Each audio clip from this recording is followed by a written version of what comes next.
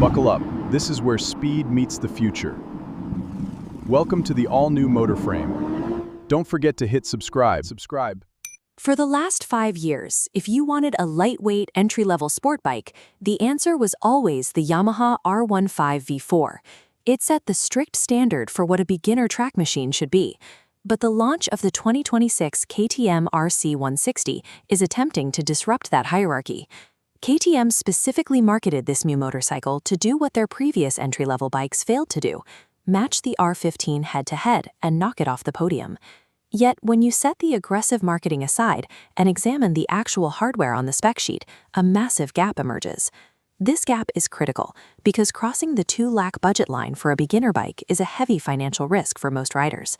We are bypassing the hype to break down the exact components the RC 160 leaves out and calculate exactly what that KTM badge is forcing you to overpay for.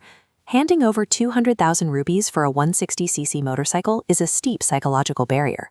This chart maps the market.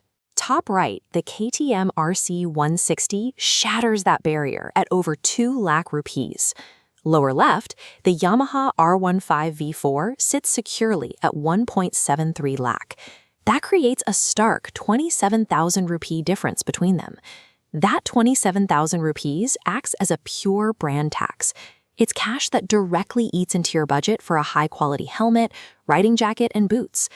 But the premium price tag isn't the only heavy thing. The RC 160 carries a physical curb weight of 155 kilograms. Compare that directly to the R15 V4, which utilizes an ultra-lightweight frame weighing just 141 kilograms. A 14-kilogram penalty is massive on a 160cc bike. You feel every ounce of that mass when trying to change directions at low speeds in dense stop-and-go Indian traffic.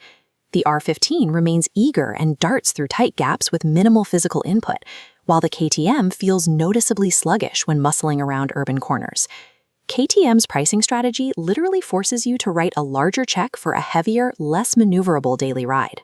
When a manufacturer pushes an entry-level bike past the 2 lakh threshold, riders expect a premium baseline of electronic features. This scorecard reveals the gap.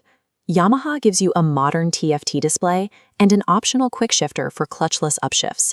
It utilizes variable valve actuation to keep power aggressive at top speeds and includes a dedicated traction control system. Now look at the dashboard offering on the RC 160.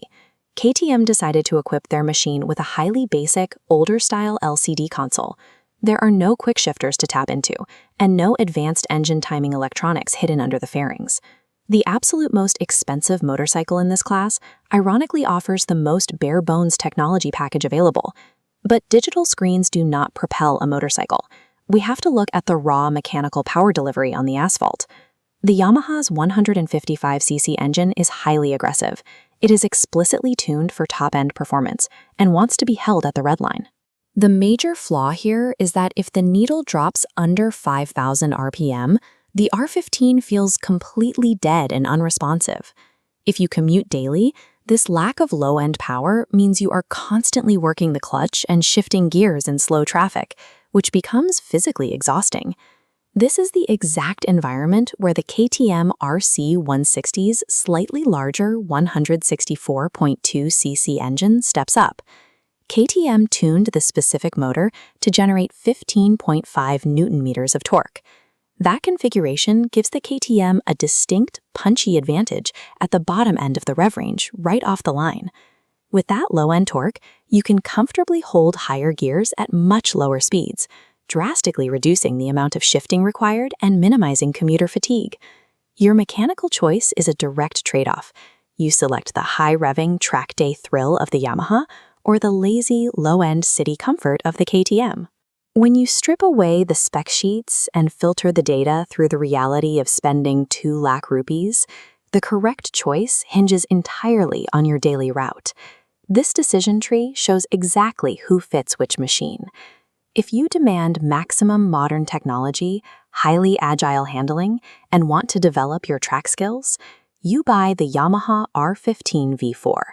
It offers superior financial value, class-leading electronics, and teaches you how to ride hard near the red line.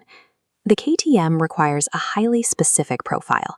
If your only priorities are city commuting and strict loyalty to a specific brand, you buy the KTM RC16. It is tailored for die-hard fans who prefer the polarizing aesthetics and desperately need bottom-end torque to survive a terrible daily commute. But checking that KTM box means you are knowingly overpaying for a heavier machine with less technology. The RC16 functions as a highly capable commuter sport bike. But its heavy brand tax simply cannot dethrone the total value, lighter weight, and precision engineering of the Yamaha R15 V4.